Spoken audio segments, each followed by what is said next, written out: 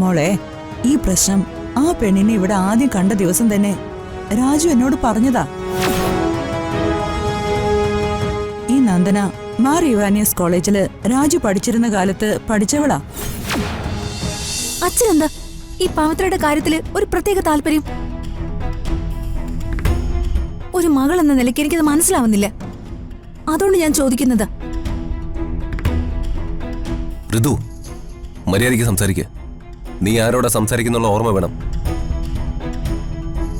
നീ എന്തുദ്ദേശിച്ചാടി അങ്ങനെ പറഞ്ഞത്?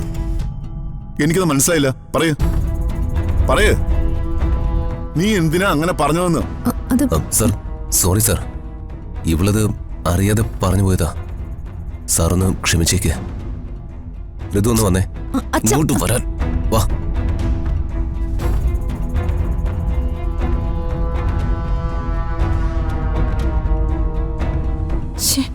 കേട്ടില്ലേ അവള് പറഞ്ഞത്? 10 ഗുണം 10 ഗുണം. തള്ളയുടെ അതേ അഹങ്കാരം അവക്ക്. മുളയിലേ നുള്ളണമായിരുന്നു.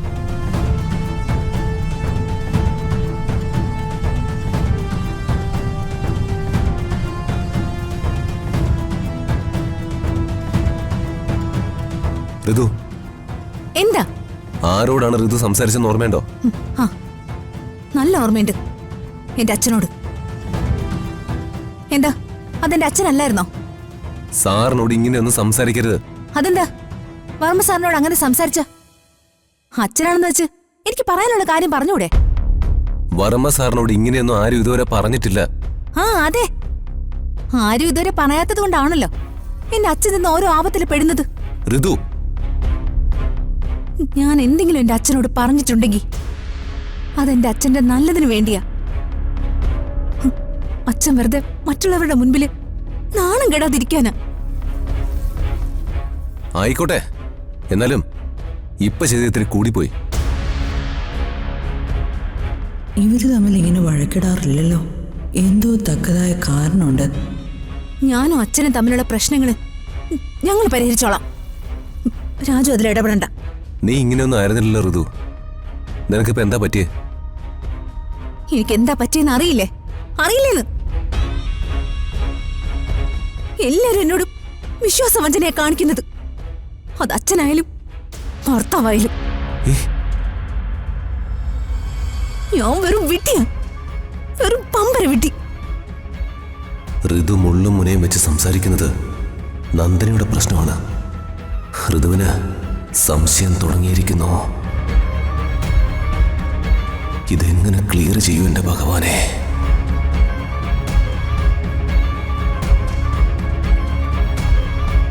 എല്ലാവരും വലിയ ബുദ്ധിമാന്മാർ. എന്നെ എങ്ങനെ പറ്റിക്കാലോ? ഞാൻ ഒരു മണ്ടിയല്ലേ? നീ എന്തൊക്കെയോ തെറ്റിദ്ധാരണകൾ മനസ്സിൽ വെച്ചോണ്ടാ ഇങ്ങനെയൊക്കെ സംസാരിക്കുന്നത്. ഒരു തെറ്റിദ്ധാരണയുമില്ല. എനിക്ക് എല്ലാവരോടും എല്ലാ കാര്യത്തിലും നല്ല ധാരണയുള്ളത്. എല്ലാവർക്കും ഒന്നല്ല, ഒന്നിലധികം മുഖങ്ങളുണ്ടെന്ന് ഞാൻ മനസ്സിലാക്കാതെ പോയി. മുഖംമൂടികൾ അണിഞ്ഞല്ലേ എല്ലാവരും നടക്കുന്ന. ഈ ചതിയന്മാരുടെ ഇടയിൽ നിന്ന് ജീവിച്ച് മടുത്തു ഞാൻ. ഇനി വയ്യ. വല്ലയിടത്തേക്കും പോയാ മതിയായിരുന്നു. വഞ്ചകന്മാർ.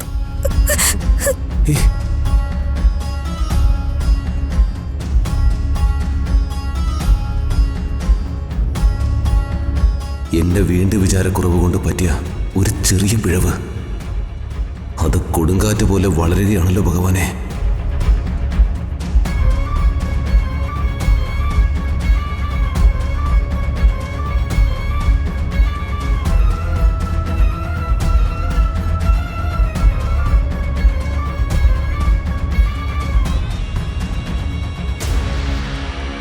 ഇത്തരം ഒരു റിലേഷൻസും ഇല്ലാത്ത ആളാണല്ലോ രാജു.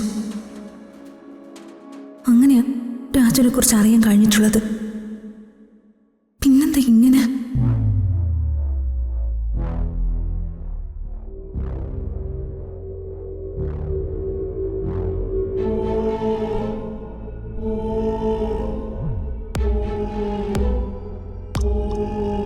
എന്താ മോളെ, എന്തു പറ്റി? നിന്റെ മുഖത്ത് എഴുതി വെച്ചിട്ടുണ്ട് മനസ്സിൽ വലിയ പ്രയാസാണെന്ന്. എന്തായാലും ചെറിയമ്മയോട് പറയും.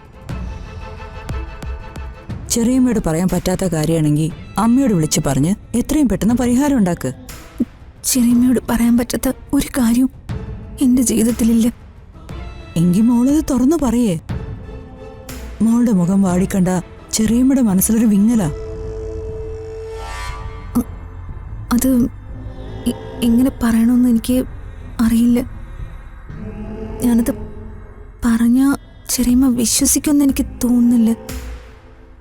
മോള് പറഞ്ഞാ ഞാൻ വിശ്വസിക്കില്ല എന്ന് പറയുന്നത് തെറ്റ്.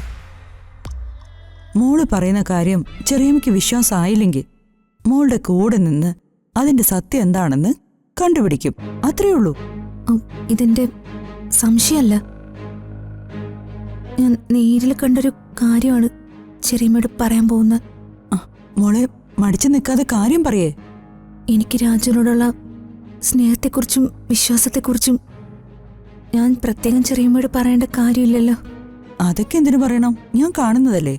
എന്നാൽ രാജുവിനെ കുറിച്ച് എനിക്ക് അല്പം വിശ്വാസക്കുറവുണ്ടായി. എന്താന്ന് വെച്ചാൽ തുറന്നു പറയേ. ഒരു താലി കിട്ടിയാൽ മാത്രം ഭാര്യയാവോ?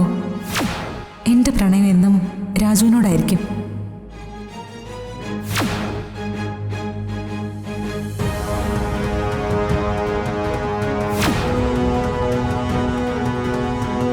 ഈ കാര്യം മോളോട് തുറന്നു പറയണമെന്ന് ഞാൻ ആ മണ്ടനോട് പറഞ്ഞിരുന്നതാ. എന്ത് കാര്യം? മോളെ, ഈ പ്രശ്നം ആ പെണ്ണിനെ ഇവിടെ ആദ്യം കണ്ട ദിവസം തന്നെ രാജു എന്നോട് പറഞ്ഞതാ. ഈ നന്ദന മാർ യുവാനിയസ് കോളേജില് രാജു പഠിച്ചിരുന്ന കാലത്ത് പഠിച്ചവളാ. രാജുവിന്റെ ബാച്ച് അല്ലാന്ന് മാത്രം. രാജുവിനെ പ്രേമിക്കാനും വളയ്ക്കാനും കുറെ രാജുവിന്റെ പിന്നാലെ നടന്നതാ. രാജു ഒടുവില് ഇവളെ തല്ലി ഓടിച്ചു. ഇവള് രാജുവിനെ നോക്കുന്ന നോട്ടം കണ്ടപ്പോഴേ എനിക്ക് സംശയം തോന്നിയതാ. രാജു ഇക്കാര്യം അന്ന് തന്നെ എന്നോട് തുറന്നു പറഞ്ഞു. ചെറിയമ്മയോട് രാജു ഇത് തുറന്നു പറഞ്ഞു. പിന്നെ എന്തുകൊണ്ട് എന്നോടത് തുറന്നു പറയാൻ തയ്യാറായില്ല? മോളോട് അത് തുറന്നു പറയണം, അല്ലെങ്കിൽ ഭാവിയിൽ മോൾക്ക് സംശയം തോന്നിയേക്കാന്ന് ഞാൻ അവനോട് പറഞ്ഞതാ. അതുമാത്രല്ല, മോളോട് ഈ കാര്യം ഞാൻ ഇന്നലെ തുറന്നു പറഞ്ഞതാ. മോളത് കേട്ടില്ല. ഇവളിങ്ങനെ നടന്നൊരു പെണ്ണാ. ആ പിള്ളേച്ചന്റെ അല്ലേ മോള്.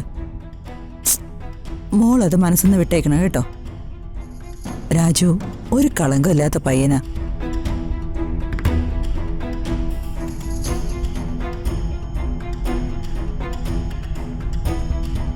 ചെറിയമ്മയോട് രാജു തുറന്നു പറഞ്ഞു, എന്നോട് മറച്ചു വെച്ചു.